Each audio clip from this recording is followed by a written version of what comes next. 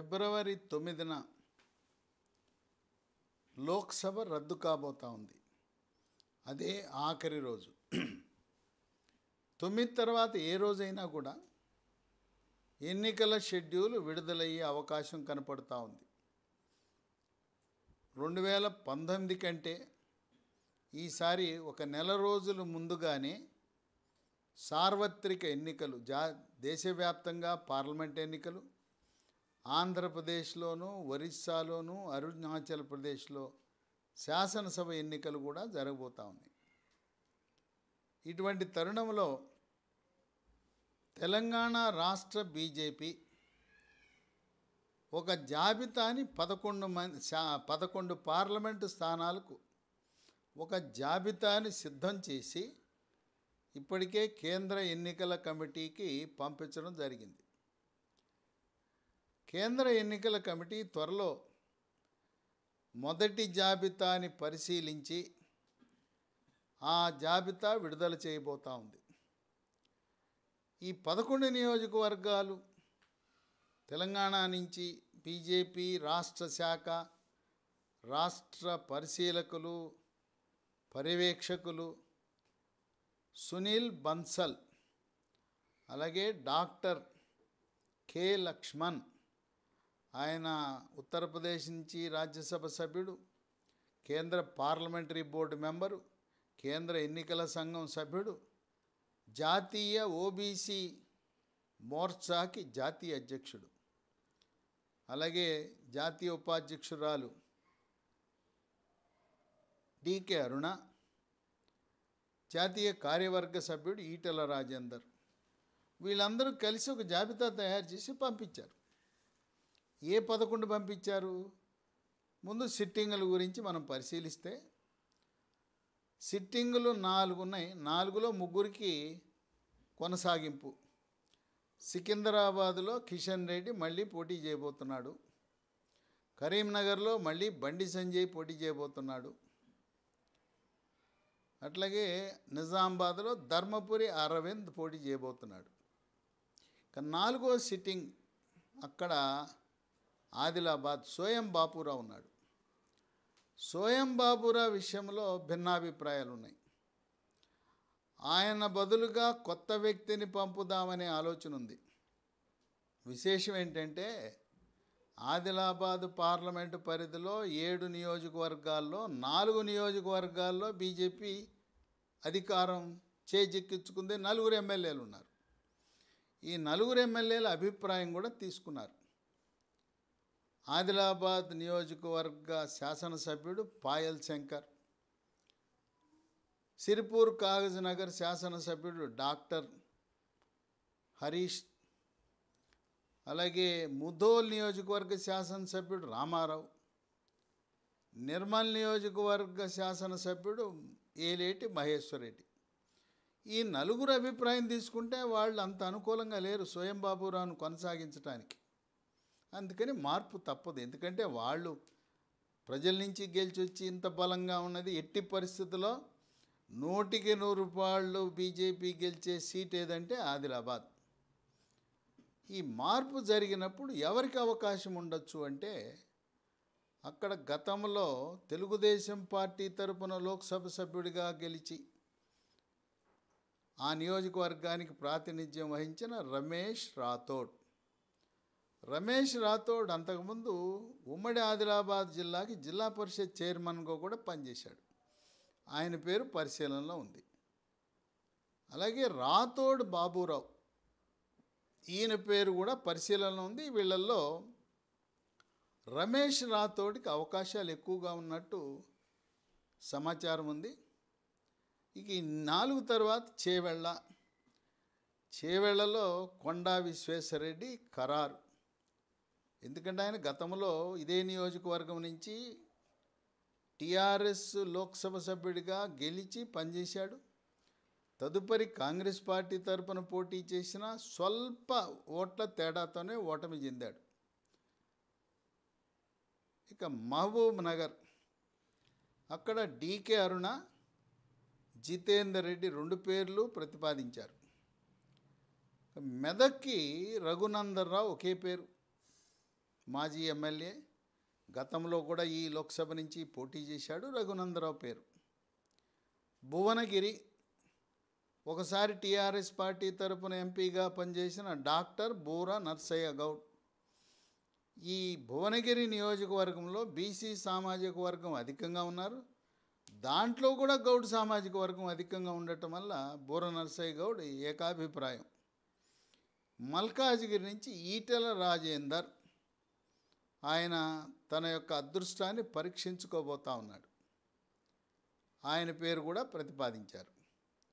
జహీరాబాద్, అక్కడ 2 సార్లు TRS BRS తరపున గెలిచిన బీబీ పాటిల్, ఆయన పార్టీ మారి బీజేపీలో చేరాలనే ఆలోచన ఉంది. ఆయన పార్టీ మారి బీజేపీలో చేరితే బీబీ పాటిల్కి సీట్ ఇస్తారు. లేదా టైగర్ నరేంద్ర కుమారుడు,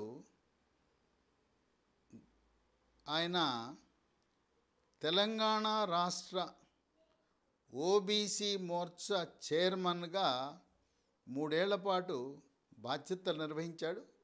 ఈ మధ్యనే ఆయన మాజీ చైర్మన్ అయ్యాడు. విశేషం ఏంటంటే గతంలో 2009 ముందు టైగర్ నరేంద్ర ఎంపీగా పనిచేసినప్పుడు జహీరాబాద్ లోక్సభ లేదు. ప్రస్తుతం జహీరాబాద్ పార్లమెంటులో ఉన్న 5 అసెంబ్లీ సెగ్మెంట్లు అప్పట్లో మెదక్లో ఉండేవి. టైగర్ నరేంద్ర వెంట ఆలే భాస్కర్ వెన్నంటి ఉండి ఆ నియోజకవర్గాలతో అతను టచ్లో ఉండటం అతనికి కలిసి వచ్చే అంశం. ఇక హైదరాబాదులో పోటీ ఎంఐఎంకి బీజేపీకే. ఈ బీఆర్ఎస్ పార్టీ నామ్కే వాస్తే అభ్యర్థిని పెడుతుంది, అది లాలోచినే. కాంగ్రెస్ పార్టీ కూడా చాలా బలహీనంగా ఉంది. గత ఎన్నికల్లో హోరాహోరీ డి అంటే డి చక్కటి పోటీ ఇవ్వగలిగిన అభ్యర్థి డాక్టర్ భగవంతరావు. ఈయన భాగ్యనగర్ గణేష్ ఉత్సవ సమితి ప్రధాన కార్యదర్శి, సీనియర్ ఆయుర్వేద వైద్య నిపుణుడు. ఈ 11 నియోజకవర్గాలకు పేర్లు ప్రతిపాదించి ఢిల్లీకి పంపించారు. ఇంకా 6 నియోజకవర్గాల్లో, ఈ 6 నియోజకవర్గాల్లో కాంగ్రెస్ నుంచి కానీ బీఆర్ఎస్ నుంచి కానీ సిట్టింగ్ ఎంపీలు కానీ ముఖ్య నాయకులు ఎవరైనా బలంగా ఉండి గెలుపు గుర్రాలు ఇతర పార్టీల నుంచి వస్తే వాళ్లను చేర్చుకుందామనే ఆలోచనలో భారతీయ జనతా పార్టీ తెలంగాణ రాష్ట్ర శాఖ ఆలోచిస్తూ ఉంది. ఒకటి ఖమ్మంలో కూడా కాంగ్రెస్ నుంచి కానీ బీఆర్ఎస్ నుంచి ఎవరైనా చేరతారా అని ఆలోచన ఉంది. 2 నల్గొండలో కొత్త నాయకులు ఎవరూ లేకపోతే భువనగిరి అసెంబ్లీకి పోటీ చేసి ఓడిపోయిన గూడూరు నారాయణ రెడ్డి, ఆయన చలనచిత్ర రంగంలో కూడా ప్రవేశం ఉంది, ఆయన సినీ నిర్మాత కూడా. ఇక 3 మహబూబాబాద్ నుంచి కూడా గిరిజన నాయకుడు, బలమైన నాయకుడు ఎవరైనా ఇతర పార్టీల నుంచి వస్తే వారికి ఇవ్వాలని ఆలోచనలో ఉన్నారు. ఇక 4 వరంగల్లో బీఆర్ఎస్ సిట్టింగ్ ఎమ్మెల్యే గుండా పసునూరి దయాకర్కి బీఆర్ఎస్ పార్టీ సీటు తిరస్కరించి అక్కడుండే ఓడిపోయిన ఆరూరి రమేష్కి ఇవ్వాలని ఆలోచనలో ఉన్నారు. ఆరూరి రమేష్కి సీట్ ఇస్తే పసునూరి దయాకర్ పార్టీ మారి బీజేపీ తరపున సిట్టింగ్ ఎమ్మెల్యేగా ఉన్న దయాకర్ పోటీ చేసే అవకాశం ఉంది. ఇక పెద్దపల్లిలో సిట్టింగ్ బీఆర్ఎస్ ఎంపీ వెంకటేష్ నేత, ఆయనకు కూడా బీఆర్ఎస్ పార్టీ సీటు తిరస్కరించే అవకాశం ఉంది. అక్కడ బాల్కా సుమన్ని రంగంలో దింపాలన్నారు లోక్సభ అభ్యర్థిగా. వెంకటేష్ నేతకి బీఆర్ఎస్ పార్టీ టికెట్ ఇవ్వకపోతే బీజేపీలో వెంకటేష్ నేతను చేర్చుకుని పెద్దపల్లి నుంచి పోటీకి దింపాలనే ఆలోచనలో బీజేపీ రాష్ట్ర శాఖ ఆలోచిస్తూ ఉంది. ఇక నాగర్ కర్నూలు నుంచి, అక్కడ ప్రస్తుత సిట్టింగ్ రాములు, రాములకి సీటు తిరస్కరించి గువ్వల బాలరాజుకి ఇస్తున్నారు.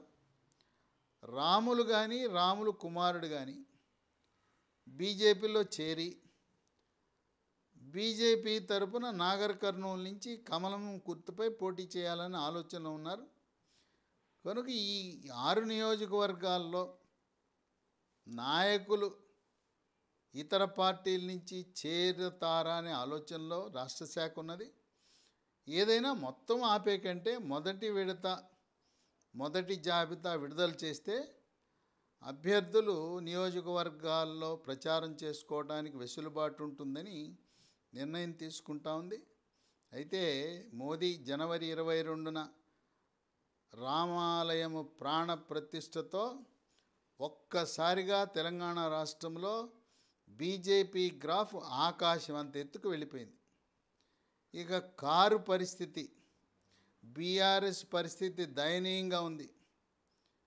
కారు టైర్లు పంక్చర్ అయిపోయినాయి, కారు ఇంజిన్ పనిచేయటంలా, కారు షెడ్కి వెళ్ళింది.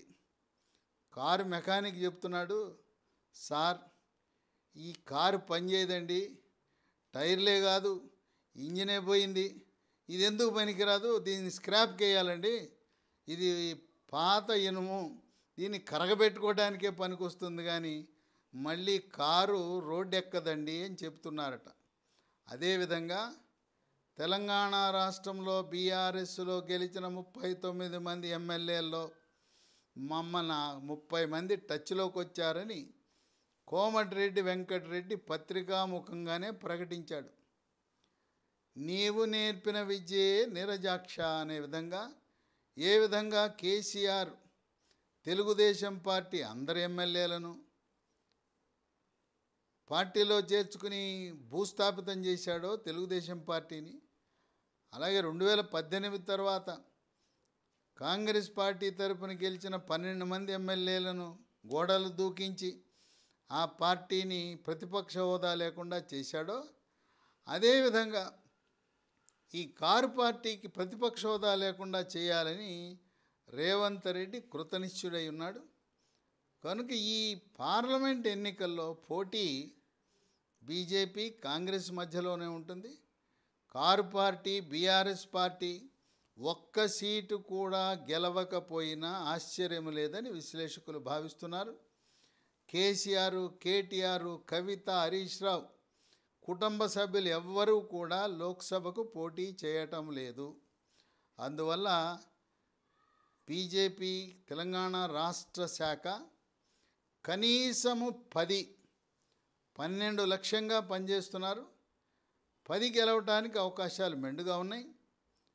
2019లో 4 సీట్లు గెలిచిన కమలం పార్టీ రెట్టింపు ఉత్సాహంతో జై శ్రీరామ్ అనే నినాదంతో 10 నుంచి 12 సీట్లు కైవసం చేసుకుంటే ఒక 3-4 ఆ 3-4 కూడా కాంగ్రెస్కి బలం ఉన్న ఖమ్మం, నల్గొండ, మహబూబాబాద్ ఈ 3 నియోజకవర్గాల్లో కాంగ్రెస్ గెలిచే అవకాశం కనపడుతూ ఉంది. హైదరాబాద్ పార్లమెంట్లో ఎంఐఎం గెలవటానికి అధిక అవకాశాలున్నాయి.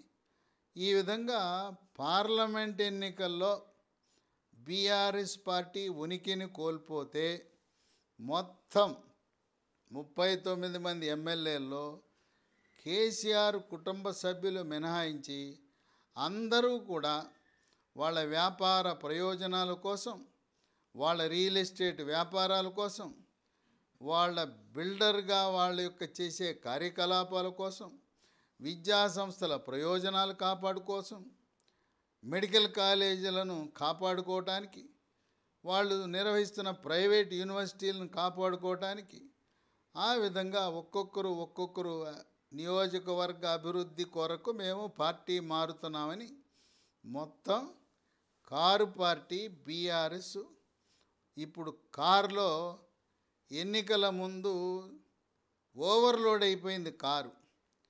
ఇక అప్పట్లోనే కొంతమంది ఊపిరాడికి ఆ తలుపులు తెచ్చుకుని బయటకు వచ్చారు. ఇక ఇప్పుడు కారు షెడ్కి వెళ్ళింది, షెడ్ నుంచి బయటకు వచ్చే పరిస్థితి లేదు. అందువల్ల కారు పార్టీ మళ్ళీ కోలుకుని మళ్ళీ అధికారంలోకి వస్తుందని ప్రస్తుత ఎమ్మెల్యేలకు, ప్రజాప్రతినిధులకు, నాయకులకు, శ్రేణులకు, కార్యకర్తలకు ఏమాత్రం ఆశ లేని కారణం వల్ల, అయితే కాంగ్రెస్ అధికార పార్టీ రాష్ట్రంలో అధికారం ఉంది, మళ్ళీ ప్రధానమంత్రి మోడీ మూడవసారి ప్రధానమంత్రి అవుతాడు. అన్నా, మనం ఉంటే కేంద్రంలో అధికారంలో ఉన్న పార్టీలోనే ఉండాలి, రాష్ట్రంలోనే అధికారంలో ఉన్న పార్టీలో ఉండాలి. ఏమీ లేని షెడ్కి వెళ్ళిపోయిన కారు పార్టీలు ఉంటే మనకేం పనులు జరుగుతాయి, మనకేం గౌరవం ఉంటుంది? కార్యాలయాలకు వెళ్తే అక్కడుండే అటెండర్లు, బిళ్ళ జవాన్లు కూడా మన మాట వినే పరిస్థితి లేదు.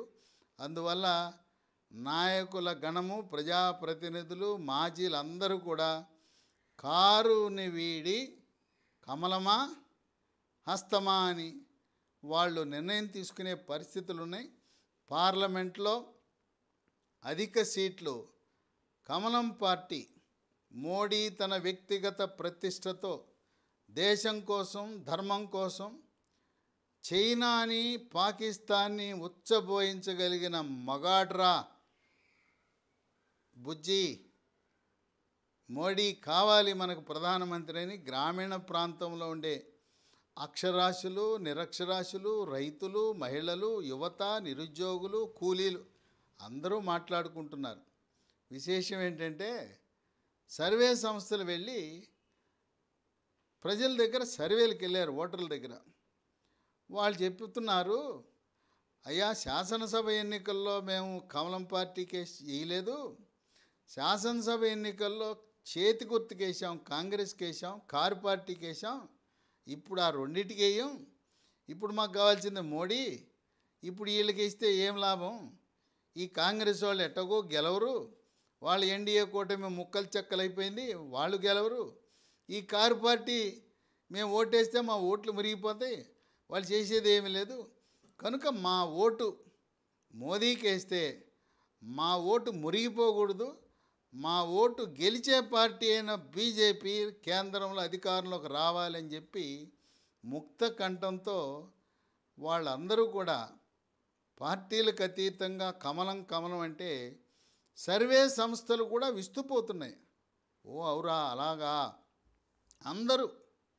అది కారణం ఏంటంటే, 500 సంవత్సరాల పాటు శ్రీరాముడు, బాలరాముడు ఒక టెంట్లో ఉన్నాడు. ఆ టెంట్లో ఉన్న బాలరాముణ్ణి శాశ్వత గృహ సౌకర్యము కల్పించి గుడి కట్టించి గుడిలోకి రప్పించిన మహనీయుడు. నభూతో నభవిష్యత్ అనే విధంగా ప్రధాని మోడీ అని చెప్పి దేశ ప్రజలు, ఓటర్లందరూ ముక్త కంఠంతో మోదీ కావాలి, మోదీ రావాలి, మోదీ బతికున్నంతకాలం ఆయనే ప్రధానమంత్రిగా కొనసాగితే మన దేశం, మన పరిస్థితులు అమెరికా కంటే మెరుగుపడతాయి, ప్రపంచ దేశాలను శాసించే దేశంగా, అఖండ భారత్గా, ఏక్ భారత్ అనే విధంగా మనం ముందుకు వెళ్తామని దేశ ప్రజలు, చదువుకున్నవారు, చదువు రాని వాళ్ళందరూ కూడా, తెలంగాణ రాష్ట్రమే కాకుండా దేశ ప్రజలందరూ మోడీ యొక్క ఆయన పనితీరుకి మంత్రముగ్ధులవుతున్నారని విశ్లేషకులు భావిస్తున్నారు.